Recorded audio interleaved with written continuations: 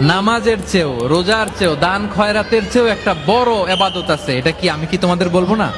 সাহাবারা তো অবাক, নামাজের চেয়েও বড় ইবাদত, রোজার চেয়েও বড়, দানের চেয়েও বড়। ক্বালু বালা ইয়া রাসূলুল্লাহ।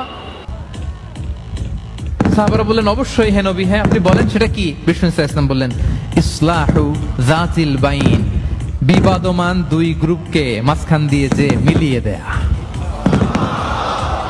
নামাজের চেয়েও বড়, রোজার চেয়েও, সাদাকার চেয়েও বড়, মিলায় দেওয়া। আমরা মনে করি সেজদা দিতে দিতে কপালে দাগ ফেলে দিছি, এটাই তো বড় ইবাদত।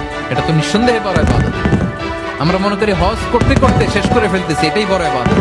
জিকির করতে করতে আমরা দিন রাত এক করে ফেলতেছি, এগুলো তো নিঃসন্দেহে ইবাদত। কিন্তু দুই ভাই বিবাদমান দুই গ্রুপের মধ্যে আপনি যদি মিলিয়ে দেন, এগুলো নফল রোজা, নফল দান, নফল সালাতের চেয়ে বেশি সওয়াবের কাজ করেন। সুবহানাল্লাহ।